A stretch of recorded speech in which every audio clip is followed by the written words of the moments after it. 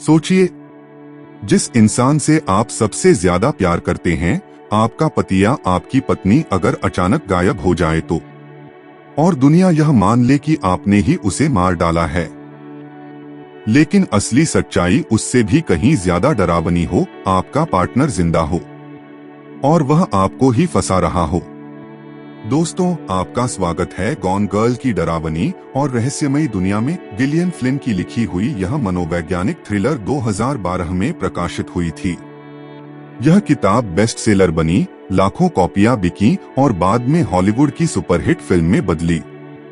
यह कहानी है शादी, धोखे, झूठ और मानसिक खेलों की, जहां कुछ भी वैसा नहीं होता जैसा दिखता है।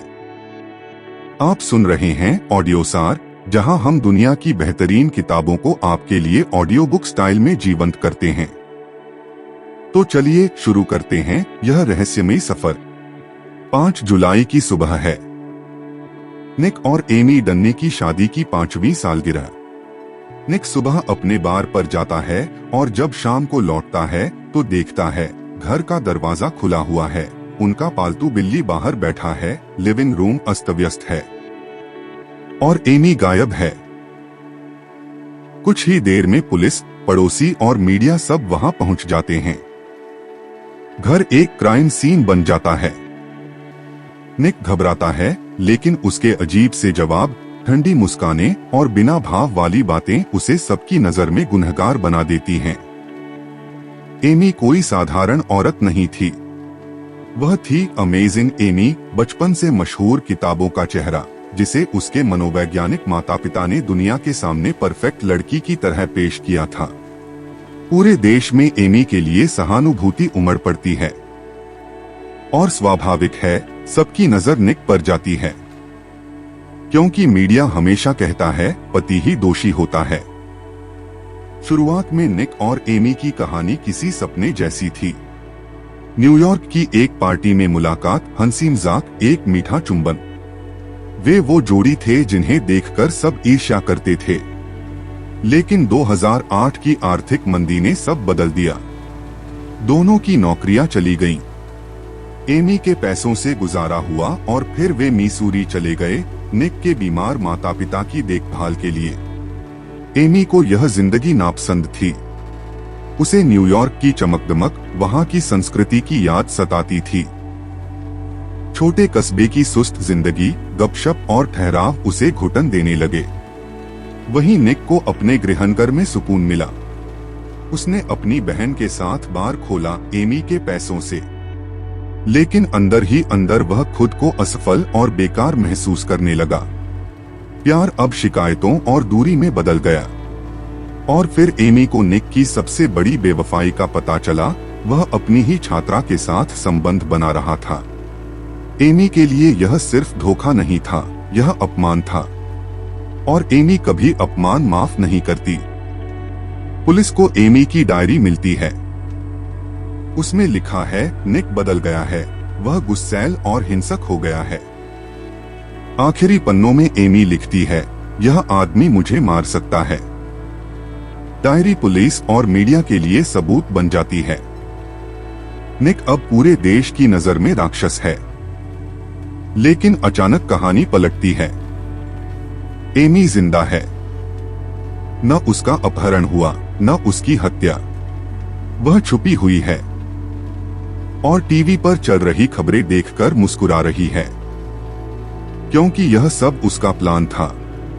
उसने सालों की नकली डायरी बनाई, घर में झगड़े के निशान छोड़े, पैसे निकाले और सबूत ऐसे रखे कि निक ही हत्यारा लगे।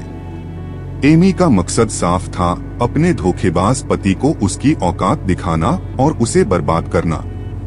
एमी कहती है, निक ने सोचा वह मुझे धोखा देकर बच निकलेगा, पर मैं वो औरत नहीं हूँ जो छोड़ी जाती है। मैं वो औरत हूँ जो जीतती है। एमी हमेशा परफेक्शन की दीवानी रही है। बचपन से ही उसकी तुलना अमेजिंग एमी से होती रही। यह दबाव उसे चतुर, चालाक और खतरनाक बना देता है। वह नियंत्रण चाहती है, वह हारना नहीं चाहती और उसे धोखा देने वाले को कभी नहीं छोड़ती। निक समझ जाता है कि एमी जिंदा है और उसने उसे फंसाया है, लेकिन उसके पास कोई सबूत नहीं। वह सीधा एमी से खेल खेलने का फैसला करता है।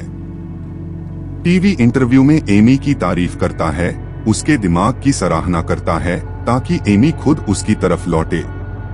एमी की सबसे बड़ी कमजोरी यही थी, वह चाहती थी कि उसे मान्यता मिले, कोई उसकी चालाकी को पहचाने।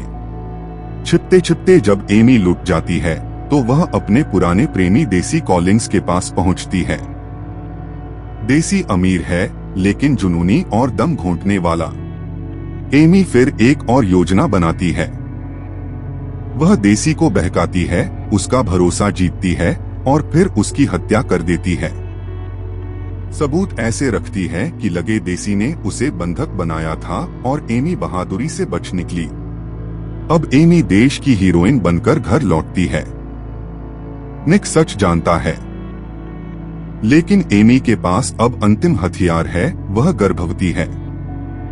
उसने निक का स्पर्म इस्तेमाल करके यह कदम उठाया। अब निक के पास कोई विकल्प नहीं। अगर वह एमी को छोड़ता है तो बच्चा खो देगा। अगर सच सामने लाता है तो कोई यकीन नहीं करेगा। निक फंस चुका है। कहानी के अंत में निक और एमी साथ रहते हैं, झूठ, डर और जहर भरे प्यार के बंधन में। यह शादी अब प्यार की नहीं बल्कि जंग की है, भरोसे की नहीं बल्कि कैद की। गॉन गर्ल सिर्फ एक थ्रिलर नहीं है, यह सवाल उठाती है, क्या शादी कभी शक्ति की लड़ाई बन जाती है? मीडिया किस तरह सच और झूठ करता है? और प्यार कब जुनून और तबाही में बदल सकता है? किताब का अंत हमें यही सोचने पर मजबूर करता है, क्या निक और एमी राक्षस हैं? या फिर बस एक दूसरे के लिए बने हुए? दोस्तों, यह थी गॉन गर्ल की भयावह और रोमांचक कहानी। आप सुन रहे थे ऑडियो सार, जहां हम किताबों को कहानियों की तरह सुनाते हैं। अगर आपको यह नरेशन पसंद आया हो तो चैनल को जरूर फॉलो और शेयर करें। हम फिर मिलेंगे एक नई किताब के साथ, तब तक सुनते रहिए, सीखते रहिए और खोजते रहिए।